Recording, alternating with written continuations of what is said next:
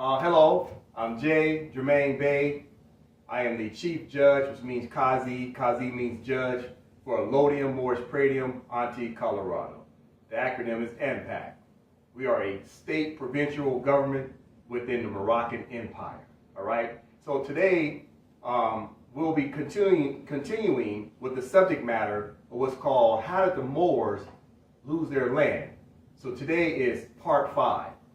Now, keep in mind, in part 4, we talked about the Enemy Alien Act of 1798. And what did we learn? We learned through an act of Congress, right? So we keep talking about the pen. What did the colonists do? What did the colonists do? Write us out of history. Yes. The colonists wrote us out of history with the pen. Yes. Right? And labeled us as aliens, denizens, subjects, etc. Right? And the contemporary terms now is Negro, black, colored, minority, African American. Right? So what we have to understand and always keep in mind that there's a feud going on. And the feud is with a pen as well as with military arms. So therefore, the colonists, who are chiefly British, are warring with the Moors. Moors being the Moroccans. Moroccans come from Morocco. So Britain is warring with Morocco. Keeping in mind that Morocco is an empire. Morocco expands all around the world because the indigenous, autochthonous, aboriginal, original people are the Moabite, Canaanite people. Moabite is just another word for Moor. Moabite, Moor. And that has now turned into Moroccan, Moorish. Understanding that Moorish is like saying Britain, British, Ireland, Irish. So Moorish is just like describing the person from the land they come from, the state that they come from, the country they come from. So we as Moroccans come from Morocco, but we're also referred to as Moors, making us Moorish. Okay? So all these things are about nationality. So the great people in Great Britain call themselves the British. So what's happening? There's a feud. Feud with who? The Moors. So feudal law. Feud is a compound word, feudal. Feud with the Owls. Who are the Owls? The Owls are the Moors. The Owls are the Moroccans. The Owls come from Morocco, the empire. Today we'll talk about that a little bit more. But we always must understand law and history. When you understand history, you start to understand how did you find yourself in the position you are in today, calling yourself black, Negro, Hispanic, and any other nom-de-guerre name that they give you, because Hispanic is not a state. Hispanic is not a nationality. There is no state on planet Earth called Hispanic. So they label people with all types of non-de-guerres, and people all of a sudden take that on as a brand, not knowing that they're now denationalizing themselves. You ask somebody, hey, what's your nationality? They say Hispanic. There's no Hispanic country. That's just like asking somebody from Asia, hey, what's your nationality? Oh, I'm yellow. There's no yellow state, there's no yellow country, there's no yellow nationality. So when Hispanics and blacks say that these brands is how they identify with themselves, they immediately tell the world that they're incompetent, that they don't have a nationality, which means immediately in law, you are a stateless person, which means you became a ward of the state, and now you are officially what you call a denizen or a subject. That is law. That is the truth. So today we'll continue to understand the fundamentals of understanding what is this feud going on of acts of Congress. Studying history, we'll study law. Then we'll also understand by pointing out the problem, what's the solution? As I'll continue to talk about, what is the solution? The solution is proclaiming your nationality and then putting together a constitution and a state that outlines your latitude, longitude. And from there, you start to put together your offices through that constitution that have your elected officials that represents the flag and the seal of your nation, of your state. Consular court, birth records, allodial land claim. Allodial land claim, national trust. Most importantly, your matriarchal council. Most importantly, your matriarchal council.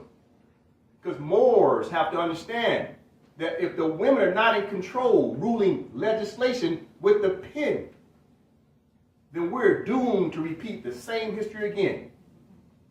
The women must have the pen. And the son's job is to protect that pen.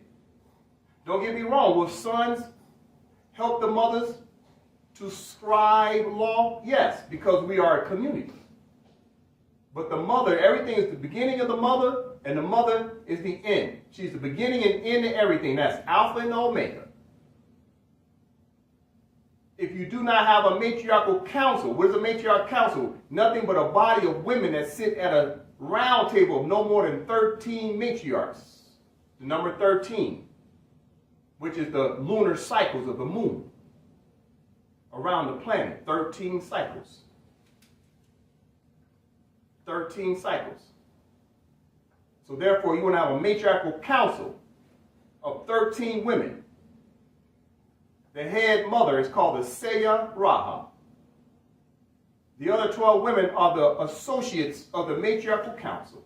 They are the legislators in your government. Then you have your judicial branch, which is your judges. Then you got your executive branch, which is your prime minister, is called the Wazir, W-A-Z-I-R. Then your deputy Wazir. Those are your three branches of government. So therefore, the women are the legislators with the pen.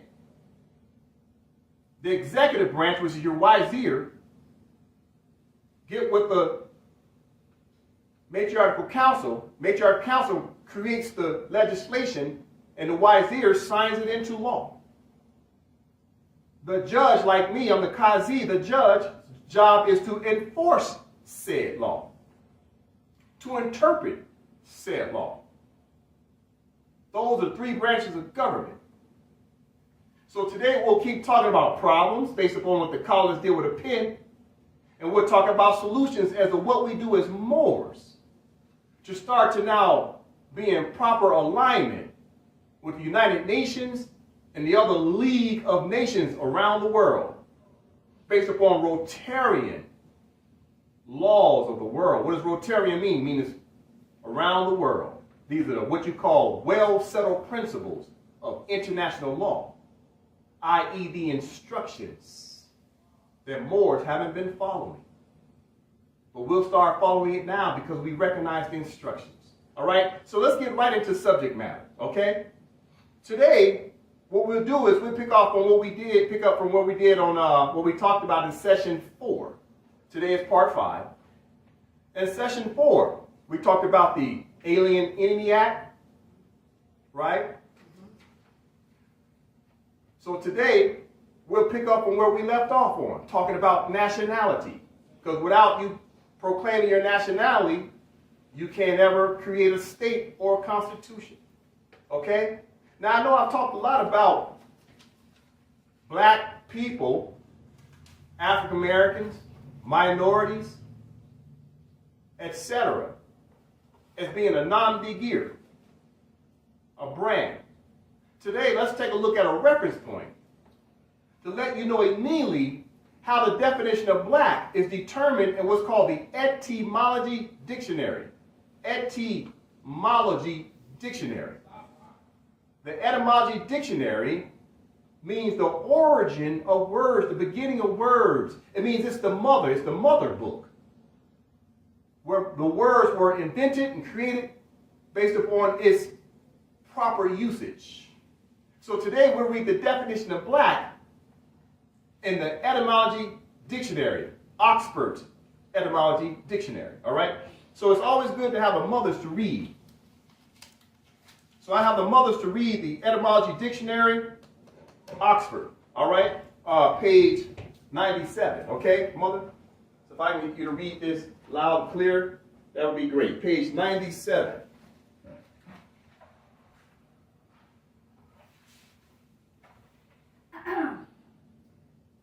Black, absorbing all lights. OHG, Old High German. Black has superseded swart in general, used as color, name. Black Moor, Ethiopian, Negro, Black Moor, Seymour, nigger, black, Black Death, worthless character, swindler. Swindler. All right. Thank you, mother, for reading that. All right. So if you don't mind, I'll take that from your mother, and I'll go in and do my interpretations in the strict sense. So, etymology dictionary. My etymology dictionary is a little beat up, so you have to excuse me. I read a lot. All right. So, okay, page 97 in my concise Oxford dictionary, page 97. All right. So let's read it for the viewers at home. Black, absorbing all light. What does that mean? It means one of two things. Absorbing all light. It's just like going to the bottom of the ocean. The further you go down, the ocean at some point absorbs the light. And therefore, there is no more light. It absorbs the light. But the second thing you must understand about why they put that here is light also means knowledge. Listen. Enlightenment. Enlightenment. So therefore, you must have enlightenment. You must have knowledge. You must absorb knowledge. Okay? Let's continue. Old High German, OHG, which is the etymology, understanding the origin of where the word black came from. It came from Old High German, which in its original form means pale. We'll talk about that another day. Let's continue. Black has superseded swart in general use, a color name.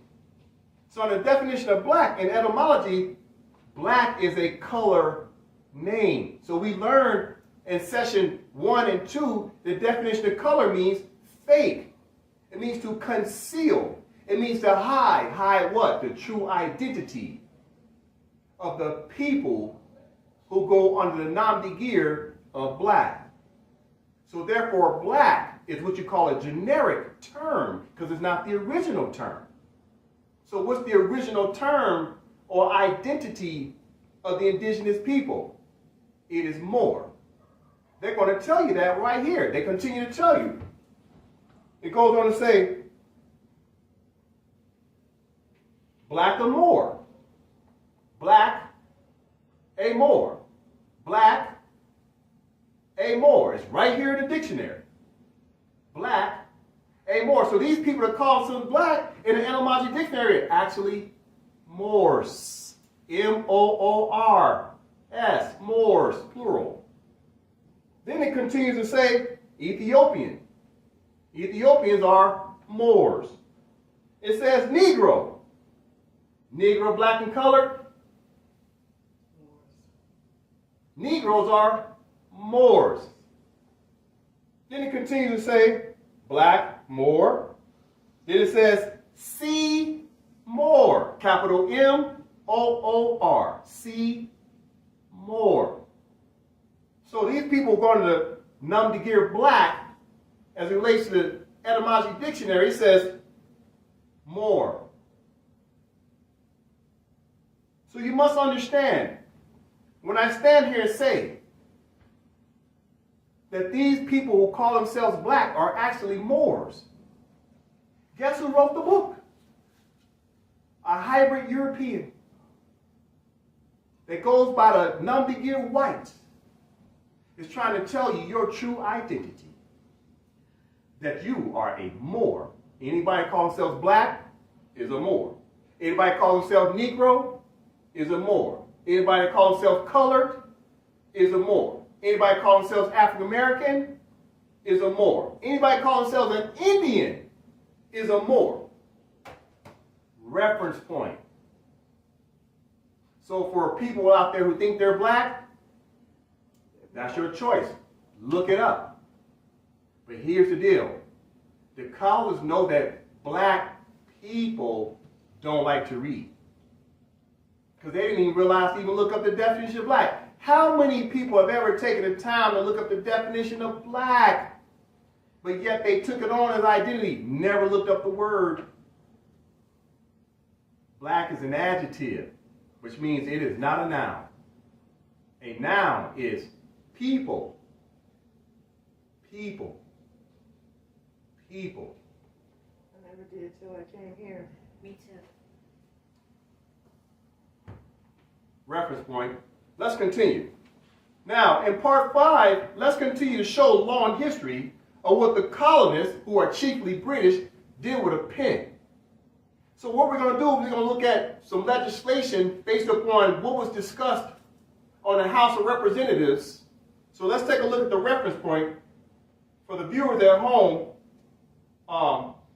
you're going to go to what's called the Citizenship of the United States, Expatriation, and Protections Abroad, the year 1906. All right? So as you can see, I have it written on the board. Citizenship of the United States, Expatriation, Protections Abroad, year 1906. Then you're going to go down to page 459 through 460, and the header is going to say Morocco. So when you get to page 459, scroll down and you'll see Morocco. Okay? So we're going to read this so that you can continuously see what these people who call themselves white, these people who call themselves American, what they know about your true identity. That they hide from you under the definition of color. Color of law, color of authority, color of title, color of office. I'm going to prove to you they know exactly who you are. So this is one of their acts of Congress. All right, so if you really want to know exactly what this is, which document this is, all right. So this document is what you call 59th Congress, Second Session, year 1906. 59th Congress, Second Session, Citizenship of the United States, Expatriation, and Protections Abroad. Letter from the Secretary of State. Whose state? United States of America. All right? So now we're going to go to page 459.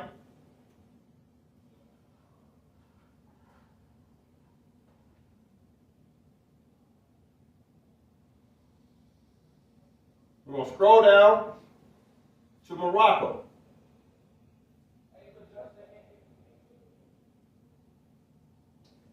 Morocco, Mr. Philip charged affairs to Mr. Root, Secretary of State, August 3, 1906. Stop. So who is Mr. Philip? Mr. Philip, his real name is William Philip. He's an ambassador. He's talking to Mr. Root, the Secretary of State. All right? So you got to understand who's the Secretary of State. Secretary of State is like when Obama was president, he had Hillary Clinton as Secretary of State. When Trump was president, he had Mike Pompeo, Secretary of State. Okay? So here, Mr. Root is the Secretary of State in the year 1906. And the ambassador is giving him a report. Okay, continue, Mark. American Legation, Tangier, August 3, 1906. So where are they right now? They're giving you location. Tangier. Where's Tangier located? In Morocco. In the Kingdom of Morocco in Africa. Tangier is right on what you call the coastal line that's about 17 miles away from what they call contemporarily Spain. So Morocco, the tip of Morocco and Spain are only 17 miles apart. All right? So Tangier is just that little tip. It's almost like a peninsula in itself sticking off the Kingdom of Morocco. Okay? But you must understand the big difference between a kingdom and an empire. We'll talk about that. All right? Okay, continue, Mother. Sir, there are, strictly speaking, no Moroccan laws relating to citizenship of Moorish subjects in Morocco. The fundamental laws of this non-Christian country are based entirely upon the Islamic code, no part of which treats of the subject of citizenship. There are, however, numerous treaties and conventions between the various Christian countries and the Moorish Empire, by means of which citizenship in this country is defined. But as I understand from the above acknowledged instructions that it is not the desire of the department to call for a report upon such lines, I will therefore confine these remarks to general conditions existing, which may possibly be of some use in connection with the information desired. Stop. Okay. Thank you, Mother. Let's go back and get an understanding of what we just read. Okay, so there's a lot of keys here. So now we're going to go back to the beginning. All right. So let's break it down. Sir, there are, strictly speaking, no Moroccan laws relating to citizenship of Moorish subjects in Morocco. So first thing I want you to get an understanding in this first sentence, they saying that no Moroccan laws related to citizenship of Moorish subjects in Morocco. Moroccan and Moorish is synonymous. People who are Moroccans are Moorish, which means Moroccans are Moors. They're synonymous of Morocco. So someone from Morocco is a Moor. Someone from Morocco is Moorish. You must understand that as you continue to read this text. Okay? Continuing. The fundamental laws of this non-Christian country are based entirely upon the Islamic code, no part of which treats of the subject of citizenship. Well, wait a minute. The colonists know that Morocco is not based in Christianity. It turns around and says it's based entirely upon an Islamic code. What is an Islamic code? Let me explain. Islamic code has nothing to do with religion. It has everything to do with honoring mothers and Mother Earth. Listen, Islamic code is an acronym for I, self, law, am, master. It's an acronym. I, self, law, am, master. See, in law, you must be responsible for yourself. You know how you get on a plane and they say, first thing you do in case of emergency, put the mask on yourself before you help others. So Islam is about mastering self. Because people perish by the day for lack of knowledge of self. So you're responsible to govern your own affairs of you first. Islam is about mastering self-discipline. That's what I, self, law, and master means. Has nothing to do with religion. Let's continue. It also points out in the second sentence, there's no part of which treats of the subject of citizenship. Moors don't have the word citizenship described in their laws. Either you're a national or you're a subject. Because there's no such thing as aliens on planet Earth. Everybody has a nationality. There's no aliens in the Moorish laws, the Moroccan laws, no aliens. Because Moors, in order to say somebody's an alien, that means that we calling ourselves an alien because all human beings came from the Moors.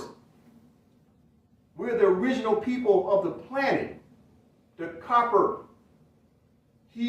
people. So we can't call our child an alien when the mother's not an alien.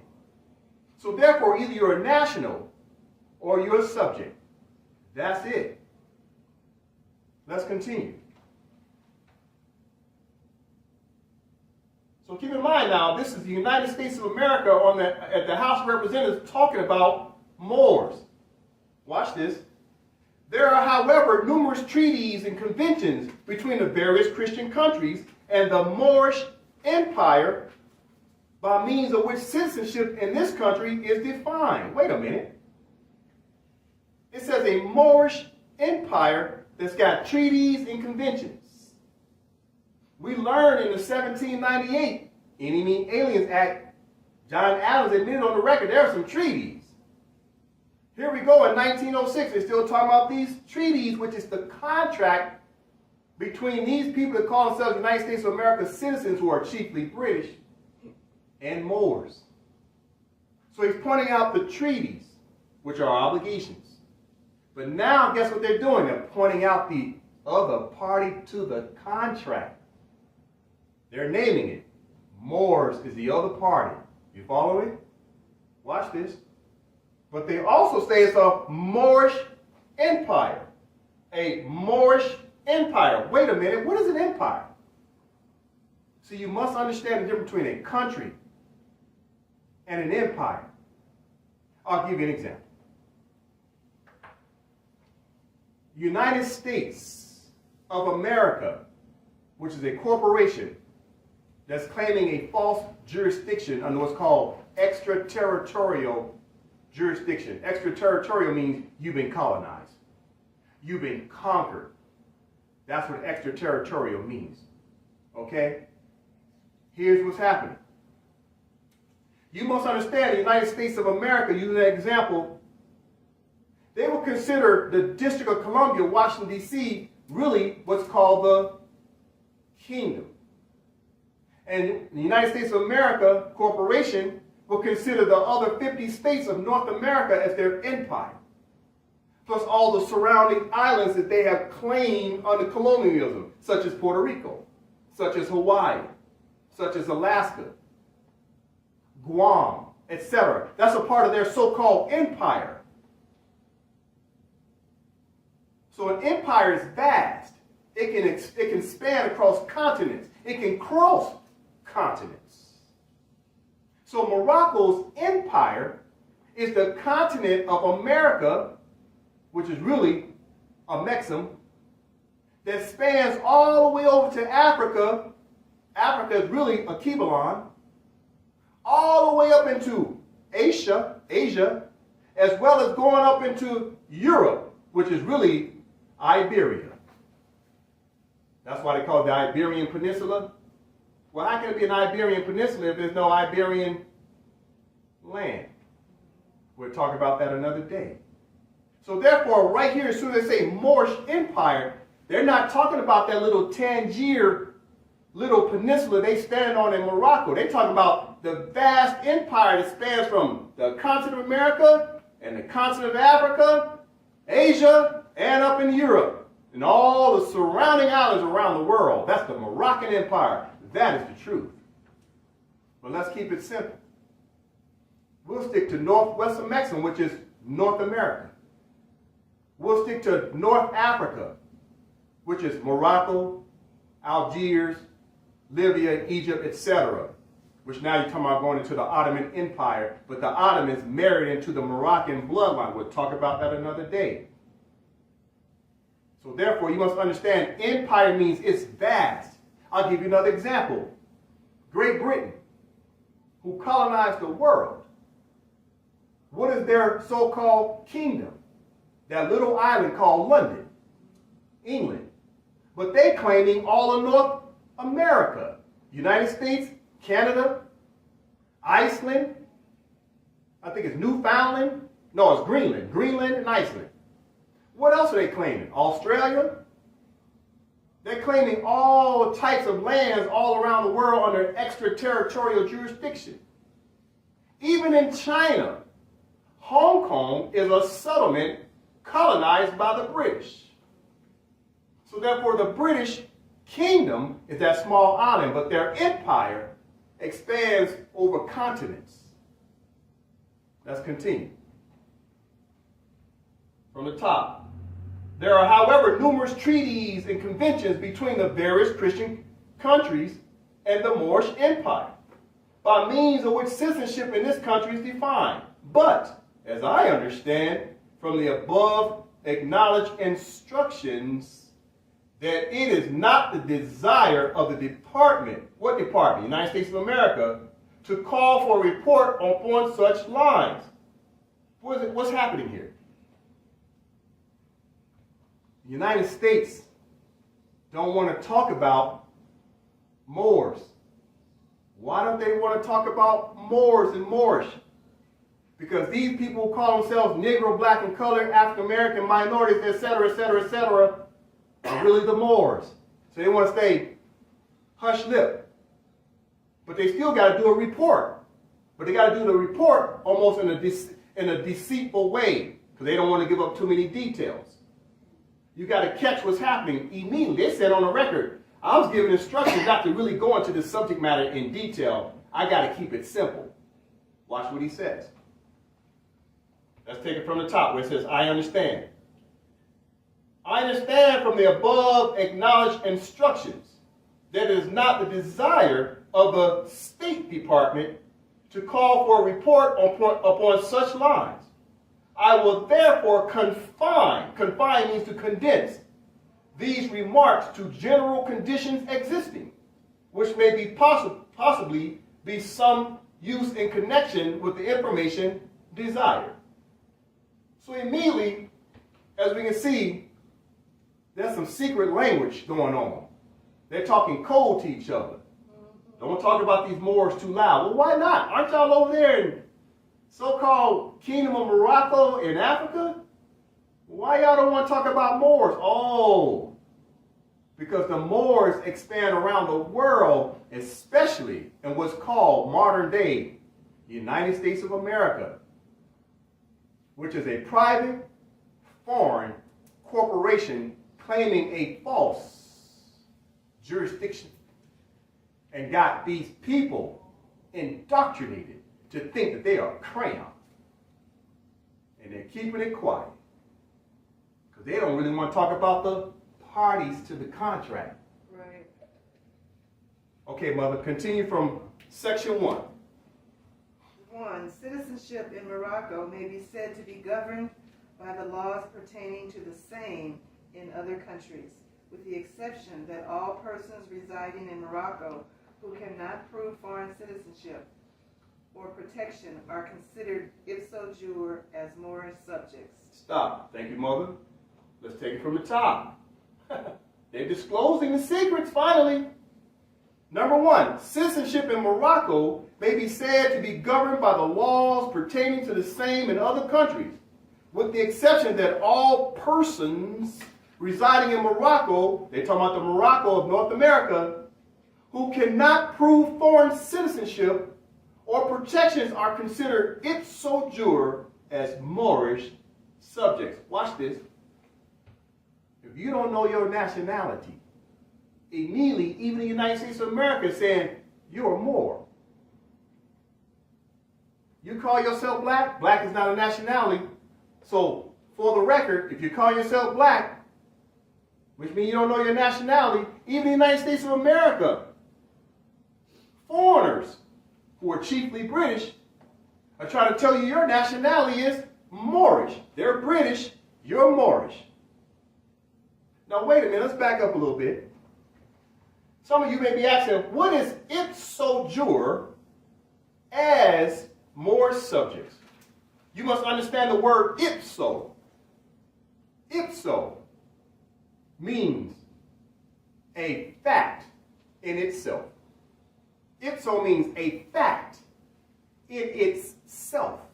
What does that mean? The fact of what? What type of fact? A material fact. What's the material fact? As soon as they look at you and you didn't even open your mouth, you have big nose, big lips, you got cheekbones, your complexion, your hair. They immediately know by what you call that prima facie. Just from your exterior, you don't even have to open your mouth. As soon as they look at you, they know you're Moor by nationality. That's called ipso. A fact in itself. The fact is just your exterior. Okay, what about the word juror? Juror means of law, true law. Juror, a fact of law. So wait a minute, let's put this together. Ipso, meaning material fact. Juror means fact of law. Fact of law. So it's a material fact of law as Moors, subjects. Ipso, material fact, juror of law, that you are Moors. But what type of Moors? Subject Moors. Listen, this is why we've been going over these words leading up to this so you understand what subject means. We've been subjugated by the British. These people who are commonly known as white people who have applied the word American to themselves are truly, chiefly British, have subjugated and made the Moors aliens and subjects. So right there, the United States is admitting on the record that we're the subjects. We were no longer national. We're just subject. Subject to what? Subject to the rules, regulations, statutes, and codes of the United States of America. The colonists have conquered you and given you a dog tag. And when they flip it over to see what your name is, it says Toby.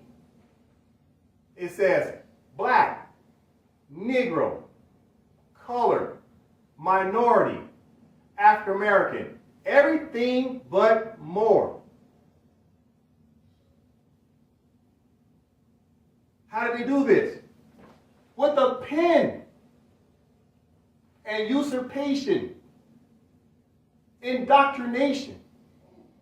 They changed the books during Civil War. It wasn't reconstruction of building. They were reconstructing the books and legislation to remove you out of history because you were subjected to your adopted parent called the state of America, called the several states that you think you got a birth certificate with. Let's get back to the reading, shall we? Section 2 and 3. If the mothers can read it, please. Okay, 2 and 3. Moorish subjects lost their nationality only by becoming naturalized in or protected by another country having treaty relations with the Moorish Empire. Okay. Stop. Section 2 and 3, they finally told you what they did to steal your birthright. I'll read it again. The Moorish subjects lost their nationality only by becoming naturalized. What's that? Naturalization Act, 1870. Enemy Alien Act, 1798. Read again. Moorish subjects lost their nationality only by becoming naturalized in or protected by another country. Who's the country? United States of America. Having treaty relations with the Moorish Empire. So they just pointed out their own fraud. Who got treaty relations? United States of America and Moors. They just finally pointed out the fraud. Now, we already read in the etymology dictionary, who are these people call themselves black? Moors. Moors have treaties with these people who call themselves white, who are chiefly British. So who are the real parties?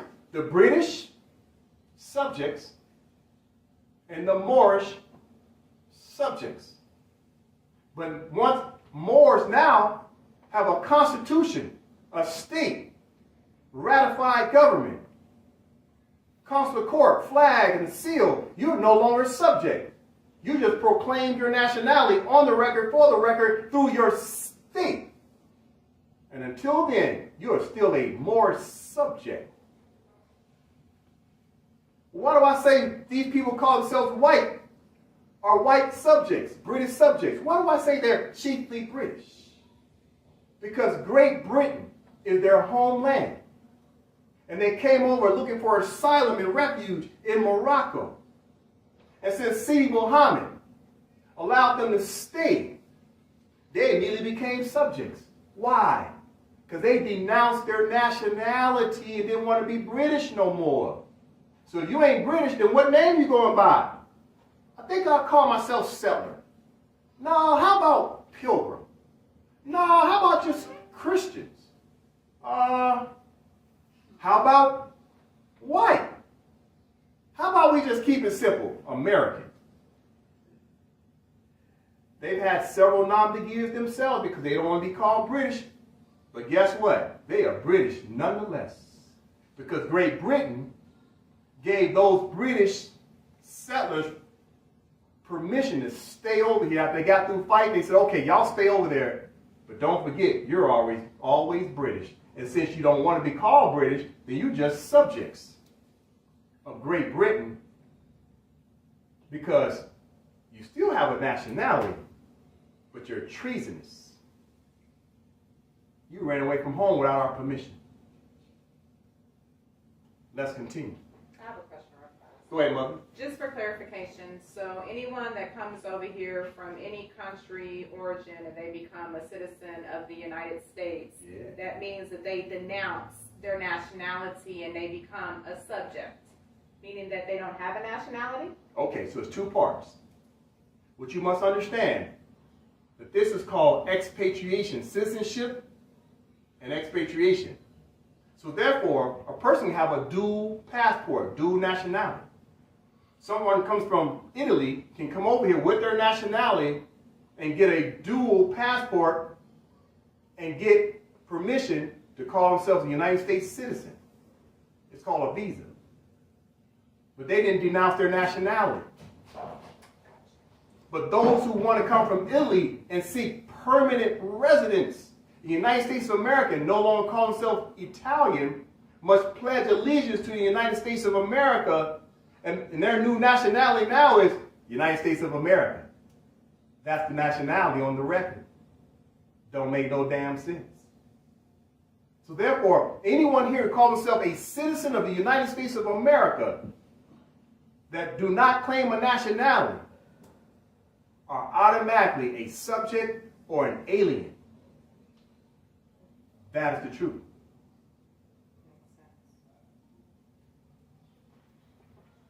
Let's continue.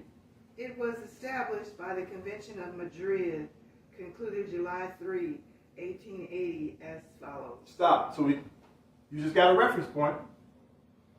One of these days we're going to go over, in which we already did, I think in session 1 and 2 we read the Treaty of 1880 is called Madrid. The Treaty of Madrid, 1880, Article 15. We read it aloud. And it said that as soon as a black person wakes up and realizes they actually have a nationality of Moor, they can immediately proclaim their nationality and consent on the record with the Moorish government that they want to become back into the family, into the nation, into the state of Morocco. So they're pointing out right there, what is the solution? What's the remedy for these people call themselves black? If you want to be Moroccan again, you want to be a Moor again, you want to be Moorish again, i.e. you want to have your nationality back, go to your Moorish government. Keep in mind, AMPAC has a Moorish government. We have a state government on the record, for the record, by the people, for the people. Let's continue. So what's happening here? Now, you're going to read aloud Article 15 of the Treaty of Madrid. So what happened? The United States of America put the reference point right into this article. Let's read it. Go ahead, Mother. Article 15 of the Treaty of Madrid, 1880. Any subject of Morocco who has been naturalized in a foreign country and who shall return to Morocco shall, after having remained for a length of time equal to that which shall have been regularly necessary for him to obtain such naturalization, choose between entire submission to the laws of the empire and the obligation to quit Morocco, unless it shall be proved that his naturalization in a foreign country was obtained with the consent of the government of Morocco. Foreign naturalization heretofore acquired by subjects of Morocco according to the rules established by the laws of each country shall be continued to them as regards all its effects without any restriction. Stop. They just gave the Moors the answer to the test. Anybody thinks they're black, and anybody call themselves a Moor, you must follow the instructions. What are the instructions? What did they outline? Watch this. Any subject of Morocco who has been naturalized, Negro, blacks, and colors been naturalized in a foreign country. What's the foreign country? United States of America is the foreign country. We've been naturalized by United States of America. Naturalization Act 1870, Enemy Alien Act 1798. And shall return to Morocco. You've returned in your mind, your state of mind. Listen, Morocco, you was already standing on it the whole time. It's like Dorothy. In the end, the witch told her, the good witch said, you always been home. You just bumped your head, Dorothy. Watch this. So once you come into the state of mind that you have a nationality, you just immediately return to Morocco because you was already standing on it the whole time. Watch this. Christopher Columbus came here in 1492, according to their records. What was the name of the country before Christopher Columbus got here? Morocco. Can't nobody answer that question because everybody been studying black history February 1st through February 28th. Black history is history that's dead history. There ain't no such thing as black people. But if you study history prior to 1492, you study history and understand who the Moors are, you know who Moors are. Black History Month is for black people. They only going to tell you what happened in the 60s. They only going to tell you what happened in Oklahoma. They only going to tell you about black history. They ain't going to tell you about Moorish history. Watch this.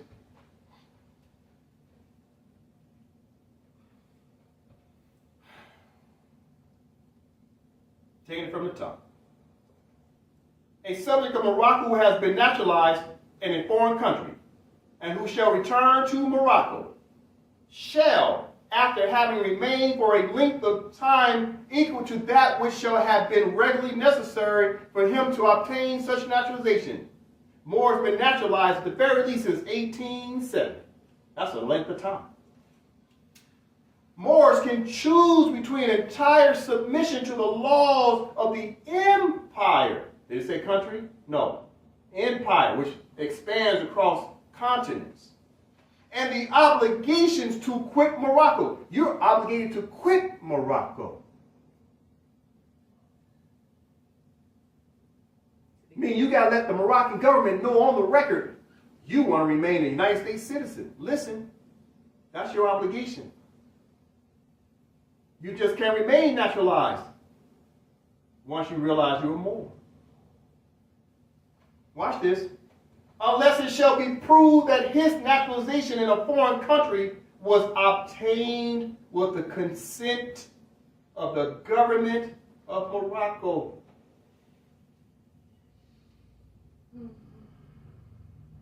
So what's happening? Moors have woke up. They check in the first box. They proclaim their nationality. But now they got to go to the Moroccan government to put it on the record with the nation, with the state. Moors haven't done that yet. They just proclaim their nationality. Now they want to tell the colonists, I know who I am. I deserve my rights. The colonists saying, you haven't been following the instructions. Where's your Moroccan government? Not your self-appointed people. Show me your elections and your inauguration that was public. Where's your body politics of your state flag, provincial state flag? Your mother flag is the Moroccan flag. That flag is the world flag that represents Moors around the world that's been colonized. But you must also have your provincial flag, just like the 50 states franchisees of the United States of America. Each so-called state has its own flag, its own constitution, and its own seal. So here at AMPAC, we have our own flag. We have our own seal. But we also pay honors to the mother flag. This is the estate. E-state, the estate. E-state, planet Earth. The flag, the mother flag of the world. That flag is the state flag. Provincial means a small portion of the estate. Okay? Go ahead, Mother. That's the same as the one over there. But so if someone is claiming all they have to do is claim that they are a Moorish national. Because there's not many states in the empire at this time, would they have to go to whatever one is available? Could they do that? Even though they live outside of our jurisdiction, our location. That's a good question, Latitude Mother. and longitude location. The best way to answer that question is, the instructions are clear. Moors who wake up must go and put on the record with a Moorish government that they have proclaimed their nationality. In the empire. Empire is vast. That's the best way I can answer the question, same way they presented it. So they would have to build their own government under the land that they reside on to become a national Moor. That would be preferred, but the empire is vast. So every provincial state that's created, let's use the 50 states of the United States of America corporation jurisdiction as an example. If Moors will create a constitution and a state, because they all go together, it's an independence of each other, and lay claim to each one of those so-called boundaries of each one of those states and say this is a Moorish state. So Utah will become a Moorish state. Colorado has become a Moorish state. New Mexico will become a Moorish state. Arizona will become a Moorish state. That would be the preferred method moving forward. However, until all these states come on board, then Moors can go to any state government of the Moroccan Empire and proclaim their nationality and get back to the East state through a state, provincial state, because it's still Moroccan government. AMPAC is a Moroccan government. So I have another question for clarification. So if I come from this government and let's say I move to Arizona or California, would I still be a party of this government? Or now that I've done moved to a different state, would I have to find a government within that state that I reside in. Okay, good question. So here's how I can answer it. First things first, you can't move to Arizona because Arizona is a fiction. Arizona is what you call a false extraterritorial jurisdiction on paper. It don't exist for real, for real. The land is Morocco. North America is the United States of Morocco, the country. The country is Morocco, North America. The overlay, that's a pretend overlay, is the United States of America. But it really don't exist because it's a shadow government, a shadow government. It's de facto. It don't exist. It's really the United States of Morocco. It's really the United States of Morocco, the true country. So therefore, you can't go to Arizona. Arizona is a fiction, like Santa Claus. Once you come into the real knowledge, you know Arizona is a fiction, but a minority thinks that Santa Claus is real, and that's a fact. But the truth is, Santa Claus is a fiction. Arizona is a state. That's a fact. Listen. But in truth, it is a fiction. Because it's really Morocco. So for clarification, you're saying as I mentally become a national with a Moor, I would remove my thought process of the fictitious land that I think of me even residing here in Colorado. This is the land of Morocco. So even if I do decide to get up and move to another Morocco land, I wouldn't look at it as me moving to the state of California or the state of Arizona, because it would still be the land of Morocco. So within that fact, then I wouldn't need another government because I would still be a part of the government that I'm a part of. Is that correct? That's 100% correct. All right. So therefore, thank you for the clarification. You're welcome. Let's give you an example. If you was a citizen of Arizona, all caps, corporation, franchisee, claiming a false jurisdiction, well, you could always leave Arizona and travel to go to a different state, but you're still considered a citizen of Arizona no matter if you go to Georgia. Unless you pledge allegiance to Georgia. How do you pledge allegiance to Georgia? You change your tags on your car and get a driver's license at the DMV. That's their way of on the paper. Legislation says as soon as you get a driver's license in a different fictitious state, that is your allegiance to that state. That's how it works. So therefore, to answer your question specifically, once you become a national of a provincial state government within the Moroccan Empire, you can travel abroad. But this becomes your original domicile where you can always come back to. Because you're already in Morocco, no matter where you go. That's the truth. They're telling you right here.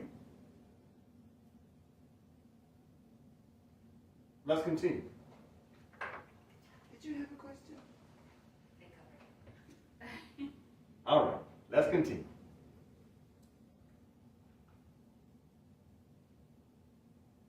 Foreign naturalization, heretofore acquired by subjects of Morocco, according to the rules established by the laws of each country, shall be continued to them as regards all its effects without any restrictions.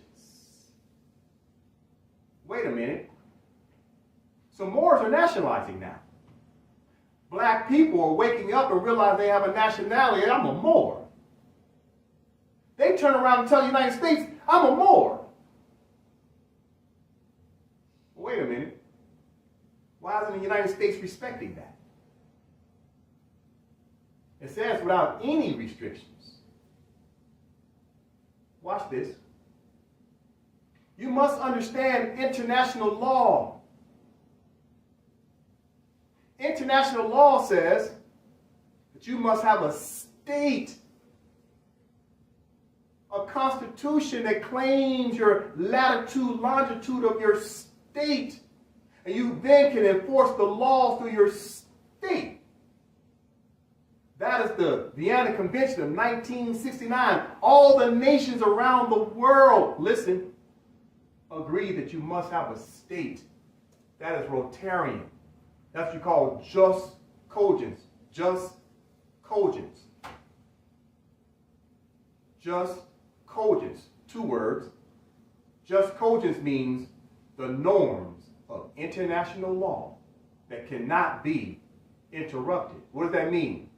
Even Moors can't break the law. Moors have no choice but to create a state, and your state must have a constitution. And that's why the United States ignores Moors, because Moors ain't been following the instructions. So even though Article 15 says without any restrictions, that article was in 1880. In 1969, the Vienna Convention, which was all the nations came together and agreed that you must have a state in order to represent your people. So therefore, that created a restriction. Moors must have a state. Their nation come together, the body politic, to create a state, and the state must have a constitution, matriarchal council, your provincial flag, your seal, consular court, allodial land title, national trust, etc., etc., etc. The instructions are clear. Go to the Vienna Convention of 1969 and just simply read the preamble, Article 1 and Article 2. You must understand that.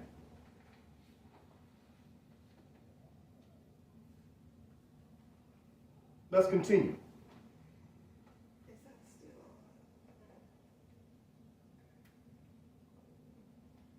You want to continue reading? Continue to read, Mother. The above ruling has never yet been acted upon, and should this at any time be contemplated seriously, a large number of naturalized people, American and others, residing in Morocco, would be affected thereby. Stop. They're telling you the answers to the test of what's going to happen someday. This was written in 1906. We're in the 21st century now. Watch this. The above ruling. What ruling they talking about? Article 15, that when these Moors wake up, they can claim their nationality and get back to their Moroccan government. As long as they have a state, constitution. What happens? The above ruling has never yet been acted upon. Moors never acted upon understanding international law to work through their state. Watch this. And should this at any time be contemplated seriously, when these Moors wake up, United States of America got to take it serious because they got obligations to what? Treaties. A large number of naturalized people. They didn't say persons this time, did they? They said people. Moors, when wake up, the people. American, who's the American? The Moor. On the definition of American, 1828. American is the copper-colored people found here by the Europeans. And now the word American is now applied to descendants of Europeans. See, these people that call themselves the United States of America, government representatives, they know they ain't American. And they know you ain't black. They know you're a Moor. And they know under the definition of American, you're the original American. Even though you're standing on the land of Morocco. Watch this. American and others, so it's the others. Why? Because anybody who don't know their nationality is automatically ipso jure Moorish, a Moor. Residing in Morocco. They're telling you now, the latitude, longitude, you're standing in Morocco, which is North America, commonly known as, but it's really Morocco, will be affected thereby. Okay, Mother, section 4 and 5, please read. Residence in foreign parts does not affect the nationality of Moorish subjects, and the Moorish government has no means of protecting its subjects permanently residing in other countries, with the exception of a so-called Moorish council at Gibraltar and a Moorish agent at Cairo, Egypt. Mm-hmm. I am, etc. Hoffman Philip. Mm-hmm. So Hoffman Philip, excuse me, I said earlier Williams, Hoffman Philip. So watch this. Let's read it aloud. Section 4 and 5. Residence in foreign parts does not affect the nationality of Moorish subjects. So in other words, you're all born with a nationality no matter where you live. You have a nationality. You just didn't know it. Watch this. And the Moorish government has no means of protecting. Excuse me, let me go back to the top. Residence in foreign parts does not affect the nationality of Moorish subjects.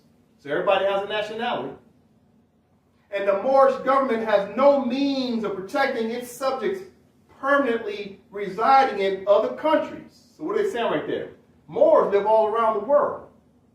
But more specifically, let's talk North America, commonly known as North America, which is really Morocco. We have permanent residence here. Because the Europeans found us here. This is our home. Watch this. With the exception of a so-called Moorish council of Gibraltar and a Moorish agent in Cairo, Egypt. So what's happening? They say Moors don't have no protection. Why don't Moors have protection? Because Moors were conquered. Moors didn't have their own state government no more. Here in northwest of Mexico, let me be clear. In northwest of Mexico, which is commonly known as North America, we didn't have protections. Why? Because our governments here were overthrown by the patriarchs and the colonists. And then the converso Moors, the COINTELPRO Moors, and the sellout Moors decided to join the colonists, overran the rest of whatever matriarchal councils that was left. Queen Khalifa of California. Queen Khalifa. California is named after Queen Khalifa. She was a Moabite Canaanite sister. A Moor. She was the last one to try to hold on to the land before the rest of North America was fully annexed. Before the rest of North America was fully colonized. Queen Khalifa was holding it down. She was the last Moor to fight. To hold it down for her nation, her state. We've been conquered. Now we don't have nobody standing up for Moors here in northwest of Mexico, commonly known as North America. That's being ruled by people that are chiefly British. So what's the solution? Moors have to use their pen to bring themselves back into the constitutional fold of government. That is the solution. You got to take back your land with a pen and your people, your population, through the mothers. Because once the mothers get this information, the game's over. Because these people are chiefly British. They have a slight fear of sisters. Always have, always will. So when the mothers wake up and put this pen in their hand, start to put together legislation, put together that constitution, and that state, and the bylaws of the officers that are going to be elected, the mothers put together that matriarchal council, which is a circle, which represents the eggs in your fallopian tubes, and y'all come together as one, you're the original human being of planet Earth. But now everything is ran from a political perspective with a pen.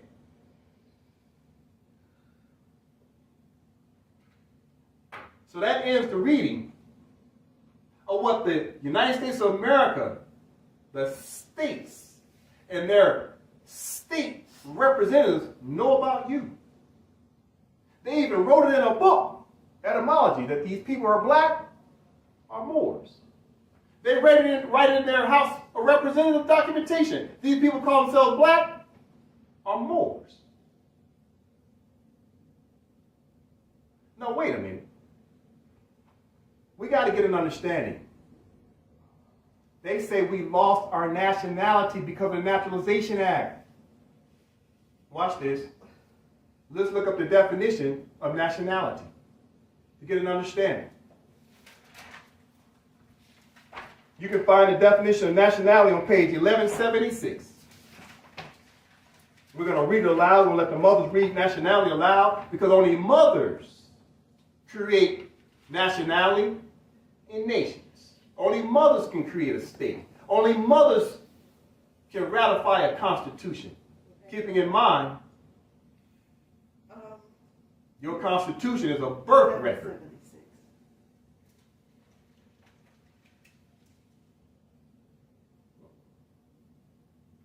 So the mothers would like to read nationality. Just a moment, I'll put it up on the screen as well. Nationality. She has it. Okay. Nationality, the quality or character which arises from the fact of a person's belonging to a nation or state. Stop. So remember, nationality, you must belong to a nation or state in order to proclaim your nationality. We just read that Moors must go back to a Moroccan government, a state, a nation. You can't just say you have a nationality. There's rules to the game. The game of what? How nations around the world have set up international law. Continue the reading, please. Nationality determines the political status of the individual, especially with reference to allegiance, while domicile determines the civil status. Nationality arises either by birth or by naturalization. According to Savigny, nationality is also used as opposed to territoriality for the purpose of distinguishing the case of a nation having no national territory. So it's self-explanatory, but let me break it down. Nationality determines the political status. Political status. You must use a pen. It's giving you the instructions right there. Of the individual, especially with reference to allegiance. You want to have allegiance? You must have a political status to what? A state. Watch this. While domicile determines his civil status. Continuing the reading.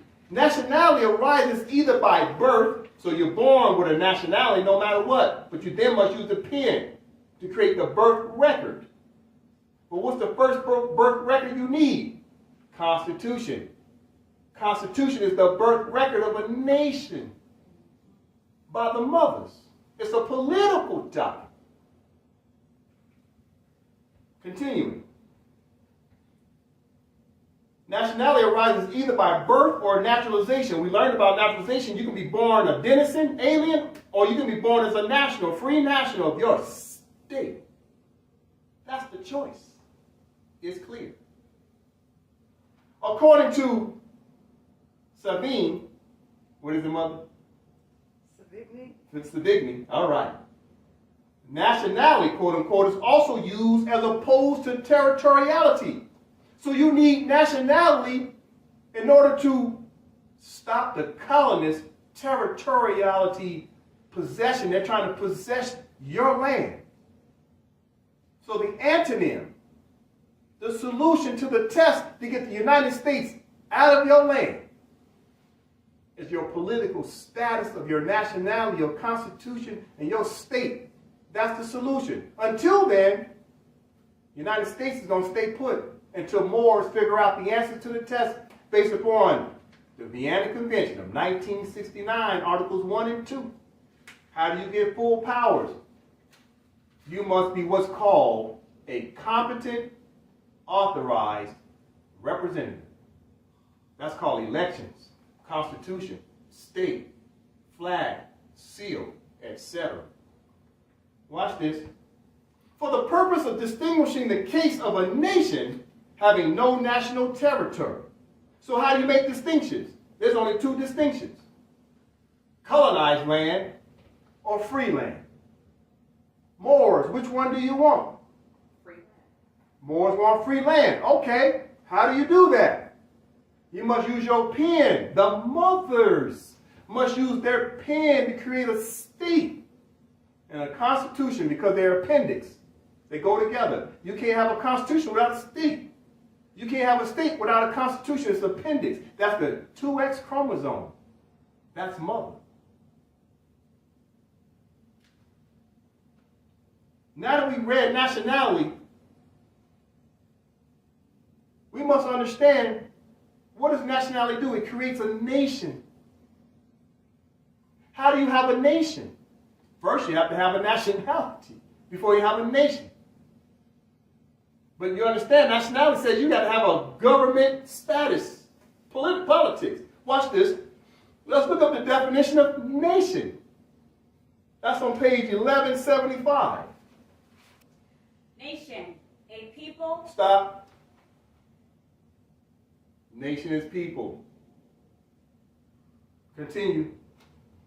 A people or Aggregation of men. aggregation of men. What does aggregation mean? The coming together. Existing in the form of an organized rural society, Continue.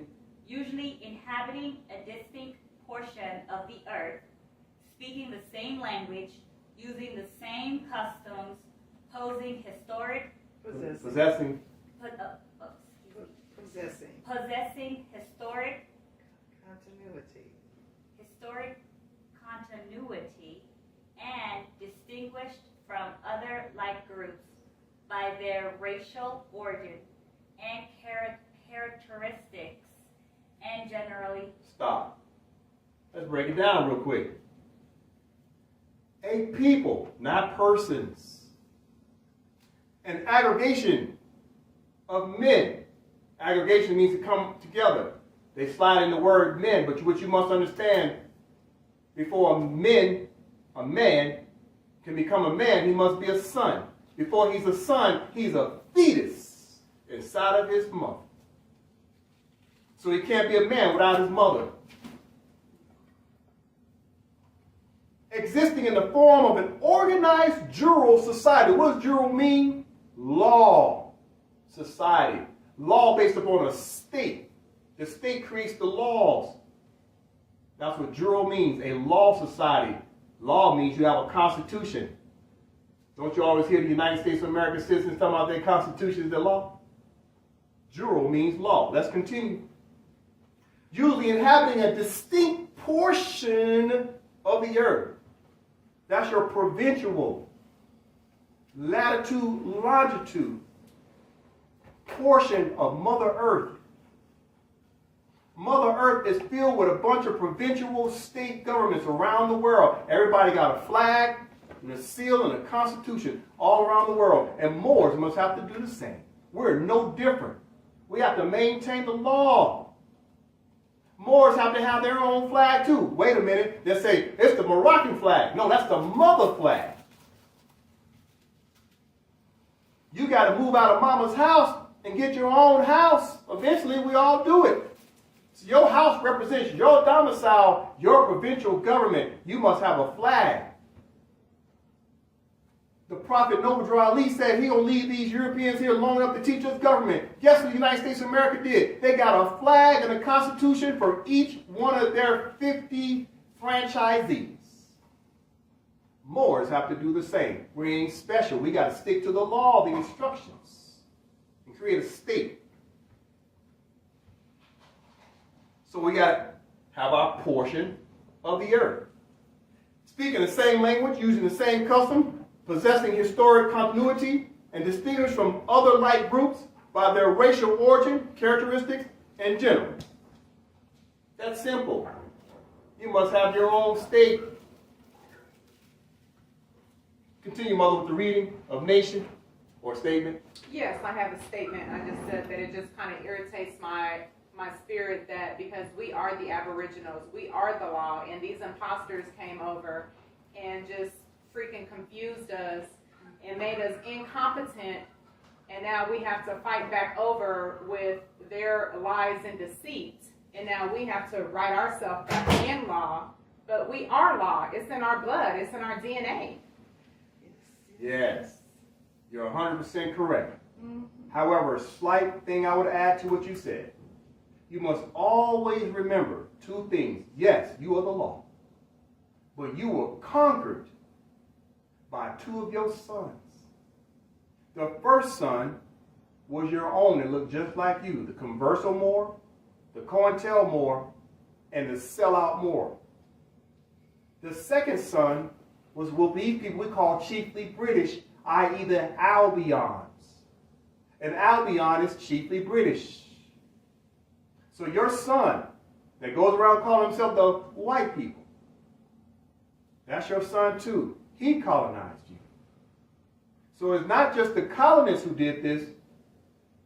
Your sons that look just like you did this to you too.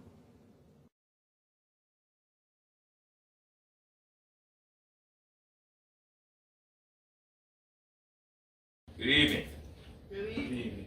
I am Gabonde Wasepe, Haji